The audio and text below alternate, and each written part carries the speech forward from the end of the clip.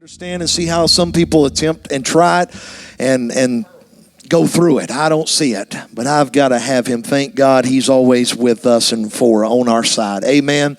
If you have your Bibles before you're seated, if you would go with me to the first book of the Bible, Genesis chapter 37. If you don't know where Genesis is at, you ain't been in church in a long time. It's been a while. Genesis chapter 37. And I want to begin reading in verse 31 this morning. 37, verse 31. The Bible says, "And they took Joseph's coat, and they killed a kid of the goats, and dipped the coat in blood. And they sent the coat of many colors, and they brought it to their father, and they said, 'This have we found. Know not whether it be thy son's coat or no.' And he knew it and said, 'It is my son's coat.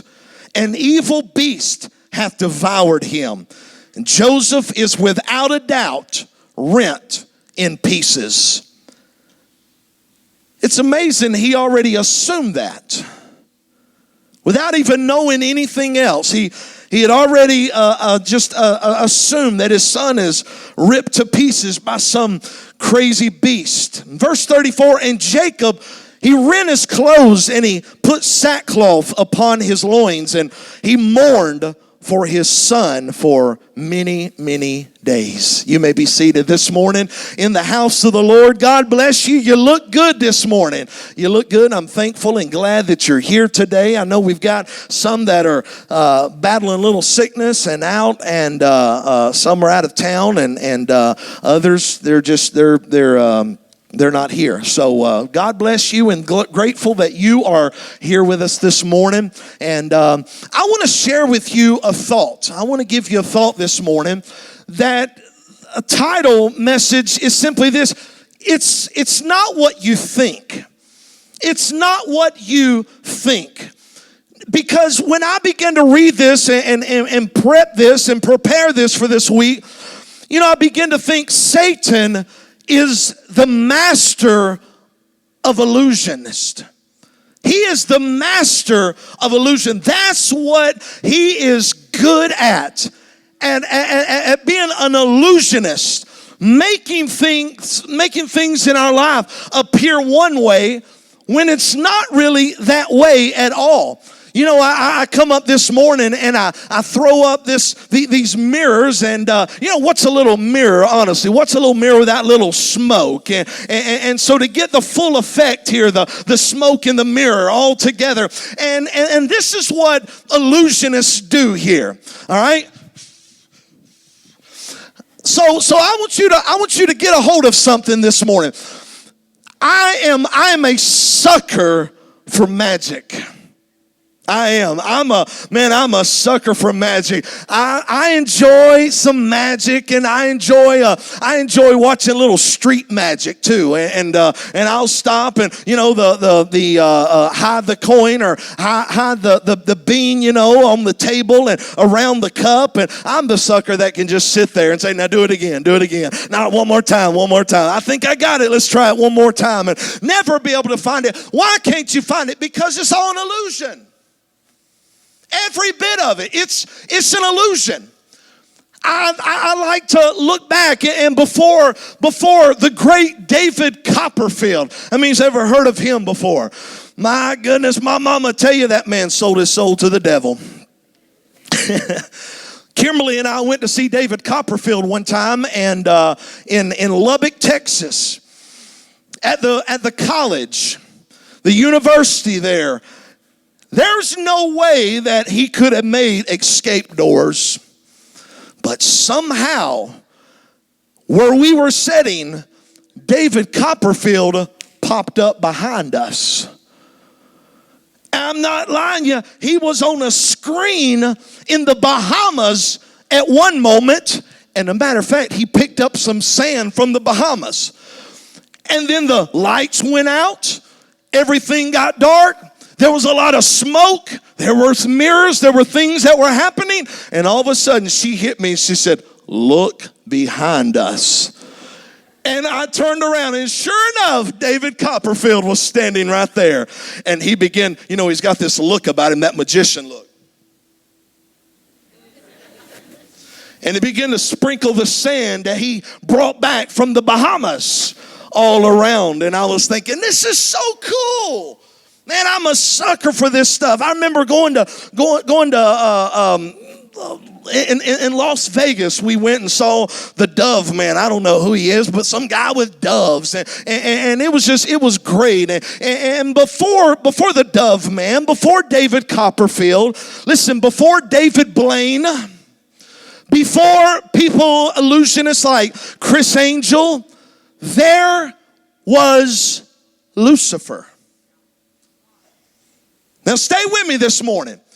Before these guys, there was Lucifer. Illusionists major in the art of optical illusions. When I was a younger kid, man, I enjoyed magic. I enjoyed it. I always got the little kit from Walmart, trying to figure it out. And if I see I'm the one that if I see a magic store, I'll pull the car over real quick and I'll tell Kimberly, let's run in there and let's see what they've got. And so I never could master these things. I really couldn't. I'm horrible. And I've got a few little card tricks that I enjoy doing, and especially to little kids, and because they'll never see me put that thing in my pocket, and they're like, wow, this is the coolest thing. So I don't know, I've always wanted an audience, and now that the Lord has kind of opened the opportunity for me to pastor, immediately I have an audience. So this is the first time ever that I have had an audience, and I can try one of my magic tricks. Is that all right? 3 of you. What is a magician without a little music then? All right? Go ahead and hit it this morning. All right, so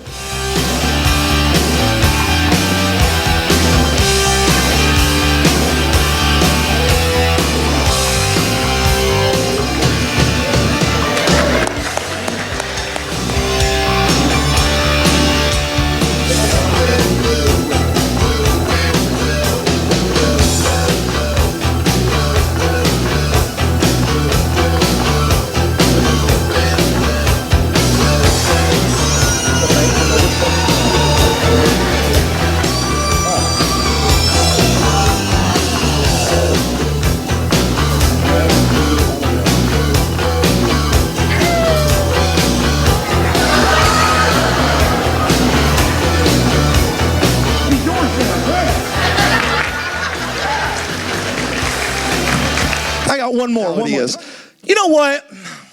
Every magical trick is an illusion. When I mentioned some of the great ones, the Houdini, the Dove guy, the David Copperfield, and David Blaine, Chris Angel, before all these guys, there was Lucifer. Every magical trick that you ever see, it's all smoke and mirrors. That's all it is. When you go to these places, all that you're wowed by and you're thinking, how in the world did they do it? It's all an illusion. It's all an optical illusion. They divert your attention away from what's really happening and get you distracted so that they can implement their smoke and mirror tricks. And when you look back at what you thought was real, it appears to be something different altogether. Now I want you to think about that with me for the next few moments, and let's try to get spiritual after I sawed Tanya's arm off. But I want you to help me, and I want you to think of this. And because the truth of the matter is, saints, it's not what you think in life. A lot of times we'll go through things in life, and just like Jacob was thinking that my son, he's got to be ripped to pieces by some wild beast because I now have a coat and it's full of blood. He's got to be dead out there. It's a horrible thing. Jacob, stop, because it's not what you think. What you are experiencing, what you are feeling right now, it's not what you think has really happened, making you think that there is not that something that happened that did not really happen. Taking a real situation and through falsehood and through deception and making it appear something that it's really not. Say it's an illusion. So Satan's first appearance in the book of Genesis is by a serpent here. And man, what a great trick that it was that he tried to bring on. But I want you to see something. By the time we read Peter's writings, he appears as a roaring lion. And by the end of the Bible, Satan has become a dragon. Now think about it. Where we read from Peter, he says that he's a roaring lion, but at the end of the book, he's already becomes a dragon. How did this happen? The Bible tells us in Lamentations chapter 1, verse 9. It says, O Lord, behold my affliction, for the enemy hath magnified himself. It's all an illusion. It's not what you think. Now, magnify does not mean to make anything bigger. It literally means to cause to appear greater or to seem more important than it is in fact the case, to exaggerate something. And I want to take a few moments here this morning and I want to lay the foundation here and make us understand that Satan has no real power over a child of God, and he only has the ability to intimidate us with false illusion to make you think that something in your life is real. And so we want to go with that this morning because the main weapon in the enemy's arsenal is deception. He wants to deceive you. He wants to put the mirrors. He wants to blow smoke. He wants to make you think something is real. Listen, Satan deals in fear, which someone has said this and wrote an acronym, that fear is false evidence appearing real. False evidence appearing real. In fact, that's his only weapon, since he has no real weapon over a child of God. The Bible tells us in Colossians chapter 2 verse 15, and having spoiled principalities and powers, he made a show of them openly, triumphing over them in it. In Romans chapter 6 verse 14, for sin shall not have dominion over you, for you are not under the law, but under grace. See, we've got to look back. Dominion is to exercise lordship over, to have control over. The Bible tells us in the Gospel of Matthew, chapter 6, verse 13, and lead us not into temptation, but deliver us from evil. For thine is the kingdom and the power and the glory forever and ever. And all God's people said, so think of this. If we serve God, we have the dominion and the power over sin, whether we use it or not. Oh, that's good preaching right there. The Bible tells us in Luke chapter 10 verse 19, behold, I give unto you power, remember that last week? Power to tread on serpents and scorpions and over all the power of the enemy, and nothing shall by any means hurt you. Listen to me, saints of God, this morning. Satan has no power over us other than the power that we grant to him. He has no authority over us other than what we surrender to him. He's got no way to hurt us or destroy us. With his goal is to make us learn to destroy ourselves. And his goal is to take something that's not real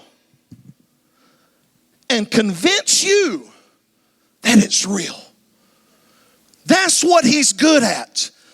To take something that it's not what it really looks like, and it's not what you think, and cause you to act on false assumptions.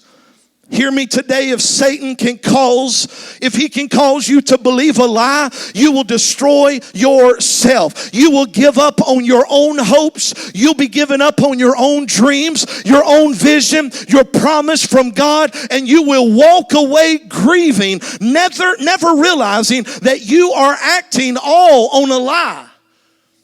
Just like the story of Jacob, the whole thing was a lie. He thought his son was dead and was gone forever. Do you know how long he went around living in grief?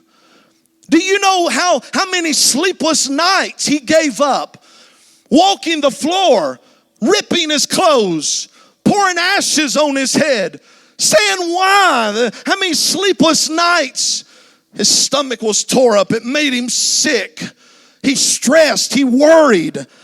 Listen, if Satan can cause you to believe a lie, you will destroy yourself.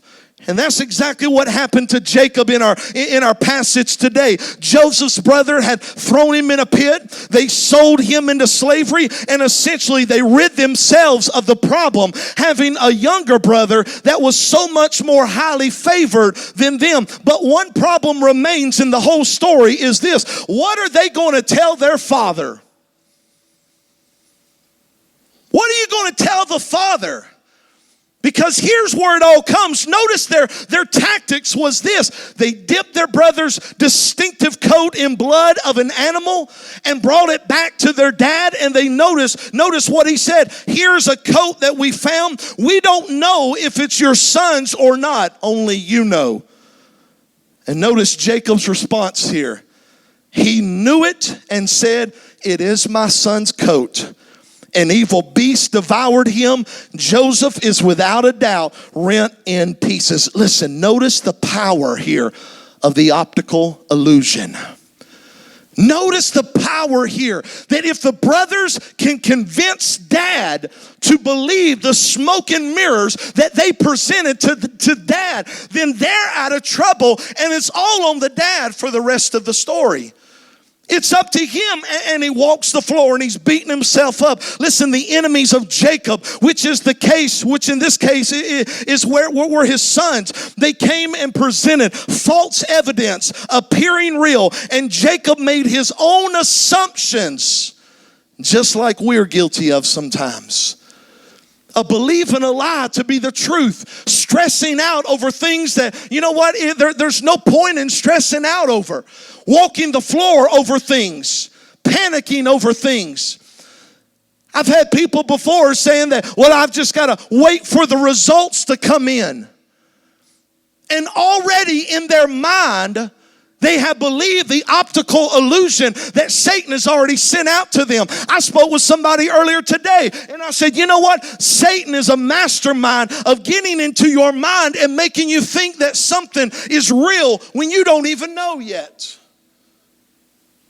The first owl, the first headache, the first knot, the first time I'm in pain, the first fight with my spouse, it's over. The first time we hurt ourselves, the first scratch that we get, I mean, we already give up. Because he's a mastermind behind smoke and mirrors to make you believe something that is not real and make you believe that it is. The evidence was incorrect, but it was real enough in Jacob to make him respond with defeat. And he rent his clothes and he mourned. But if someone could have gotten to Jacob, they would have told him, Jacob, it's not what it looks like. Your promise is not dead. It's the process. It's just the process of being fulfilled so it can save your life later on in the future. Your dream, Jacob, it's not over. It's just the beginning. And I want somebody here to understand what God has promised you today. It's not dead. It's alive, and it's in the process of bringing about a victory that you cannot even imagine. But if you're not careful, you're going to be guilty of worrying over things and making something appear that's not even there. We're all guilty of it in a way, God's people said. So don't let your enemy make you jump to conclusions, and you need to stand on the promise that God has given you. That it's this, it's not over.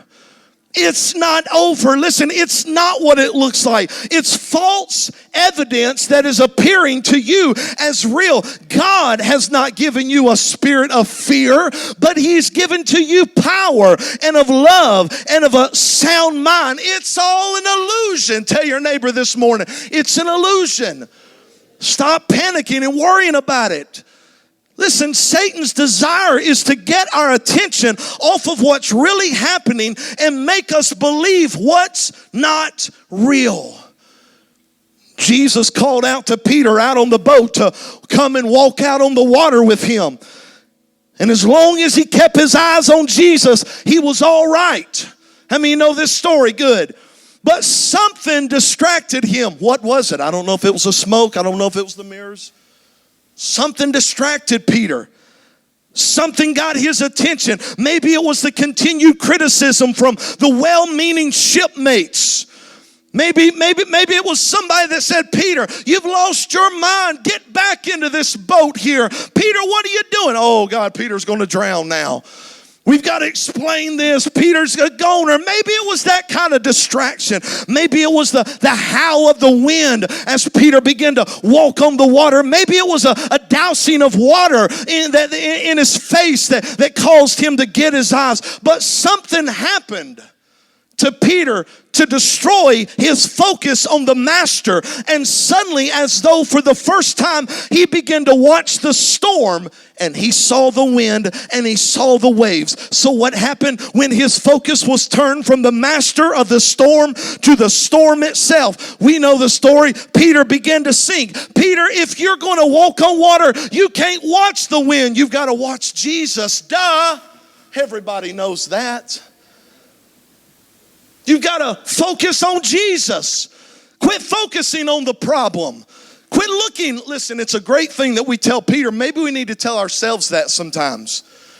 Maybe we need to tell ourselves that, you know what, through this whole situation, I'm not going to focus on the smoke and I'm not going to focus on the mirrors. Why? Because that's an optical illusion that the devil's trying to get me to get sidetracked. As long as I keep my eyes on the master, and as long as I watch him, and as long as I follow in his path, he's going to take care of me. Peter, if you're going to do this, listen, if you're going to move in a new realm of the spirit, you can't listen to the critics. Maybe we need to take that medication ourselves.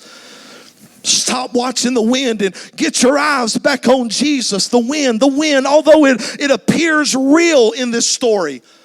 The waves, man, although they appear real, although you can feel the spray pounding your face, hear me, it's just an optical illusion when your eyes are on Jesus. I want to ask you this morning, how many of you are going through things right now that you feel like there's things that are trying to get you sidetracked around you. There's things that are trying to get your attention all around you. There's things that are trying to pull your attention off of Jesus, and you're trying to stay in one direction, but you're getting sidetracked by the mirrors and by the smoke on the other side. Keep your eyes on Jesus. I love the story of Elisha. Elisha, one day the king of Syria tracked him down, surrounded the city, and was going to kill Elisha. But however, Elisha, he was sleeping soundly, but his poor servant was a basket case. I mean, his servant was walking the floor. His servant couldn't keep it. Elisha said, would you just chill out, man? Would you just go to bed? Get you some shut-eye. And he said, but I can't, Elisha. He was looking out the windows. He was saying, have you not seen what's outside? Elisha, however, Elisha was sleeping soundly. But the servant, he was saying, Elisha, look, we're being surrounded. Here's what happened. And when the servant of the man of God was risen early and gone forth, behold, a host compassed the city both with horses and chariots, and his servant said to him, alas, my master. In other words, he said, hey, I've had enough. Wake up.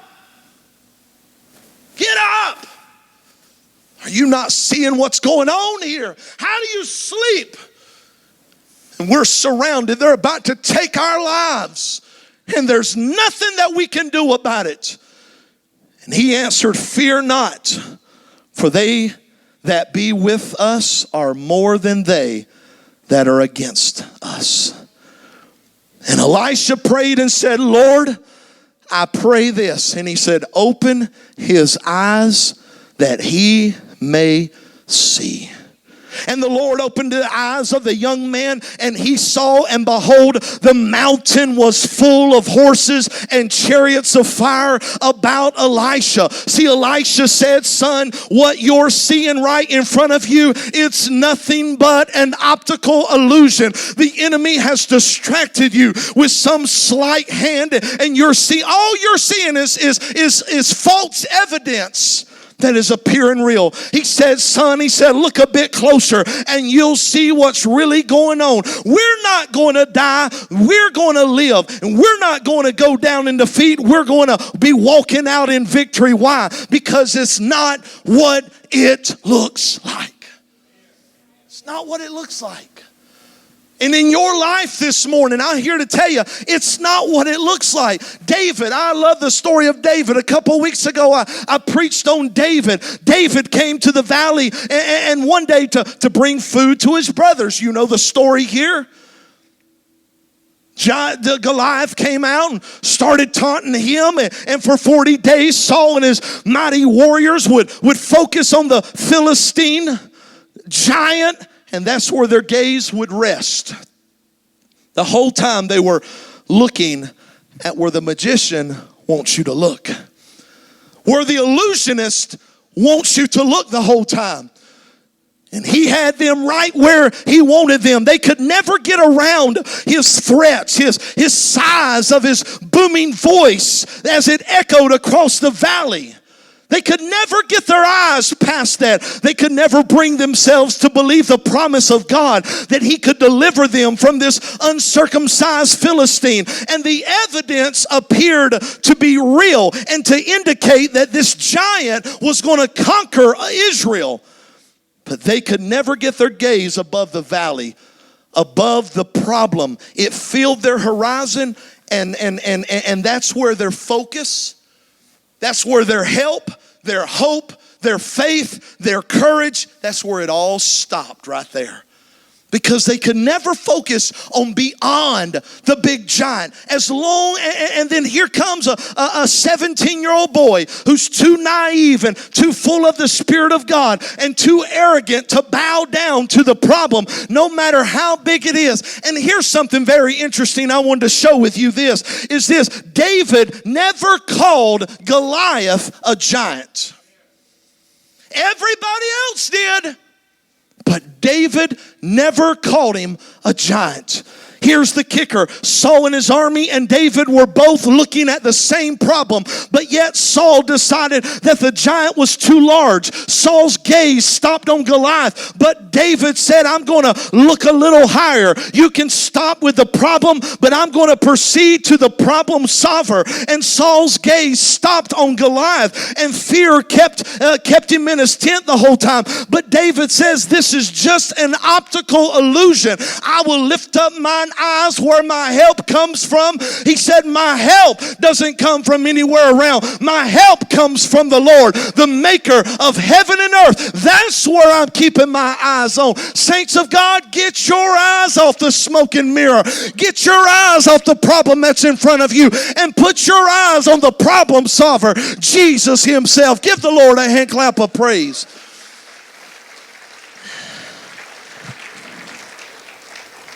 It's the job of the enemy.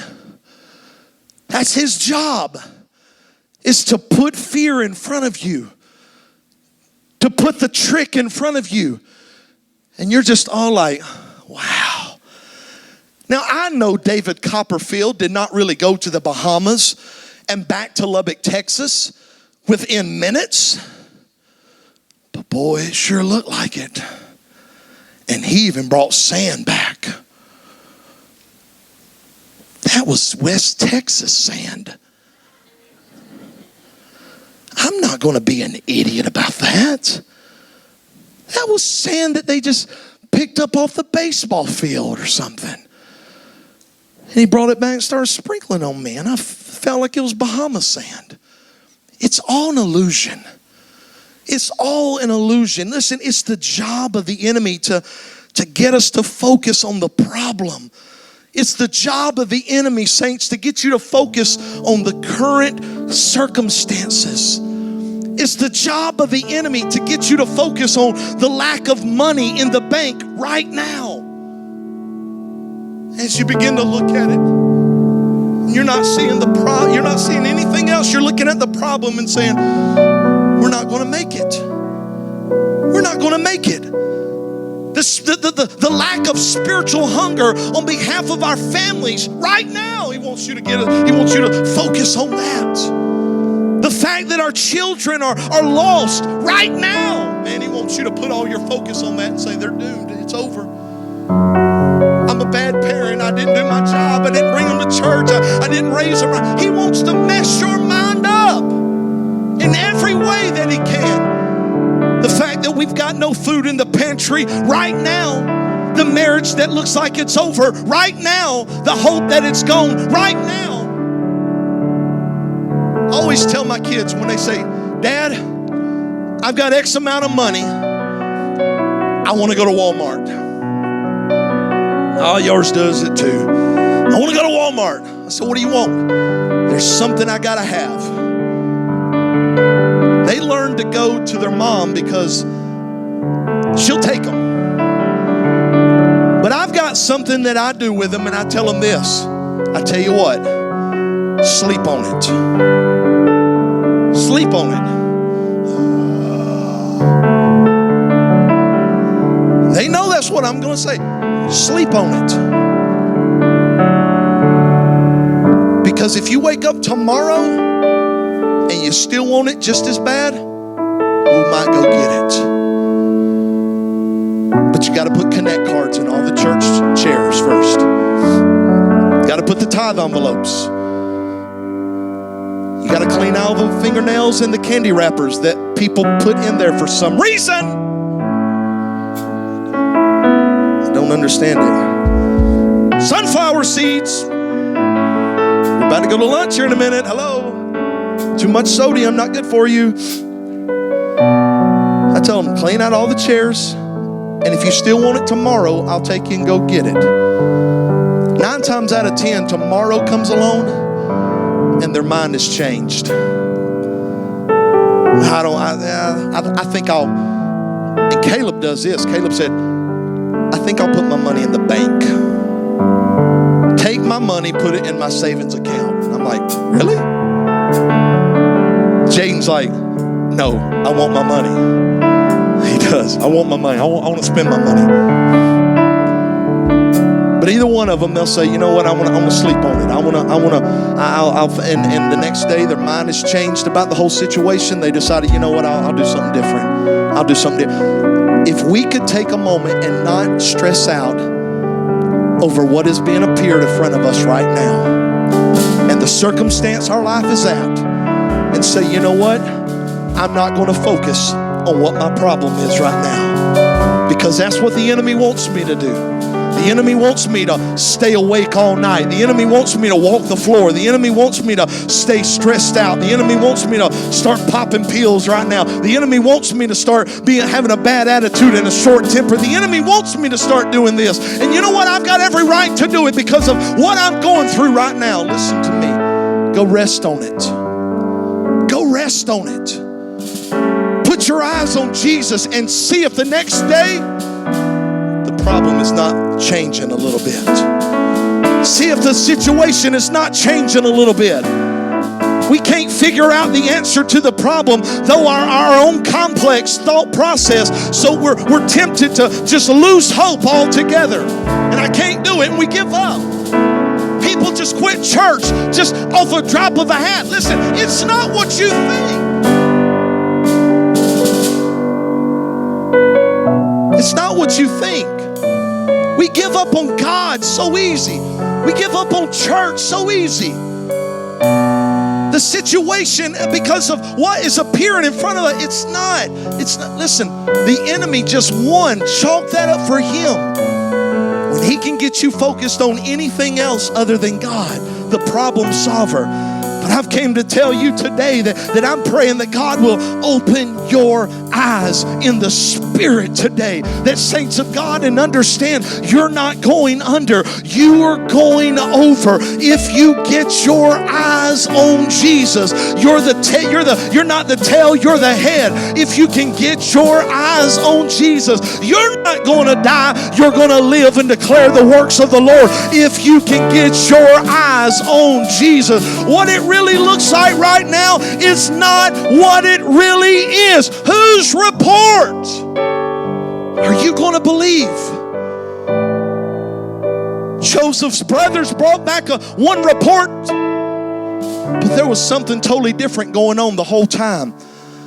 The devil's report says that you're sick and there's no way that you'll ever recover. But the report of the Lord in Isaiah says he was wounded for our transgressions. He was bruised for our iniquities. The chastisement of our peace was upon him, and by his stripes I am healed today. Whose report do you believe? Listen to me today. The devil's report says that you are broke and God has forsaken you and you're going to lose everything. But Psalms 37 verse 25, it says, I have been young, but now I'm old, and I've never seen the righteous forsaken, nor a seed begging for bread. Whose report are you going to believe? The devil's report says that you're bound by addiction and you'll never be free. But the report of the Lord says that be not conformed to this world, but be ye transformed by the renewing of your mind, that you may prove what is good.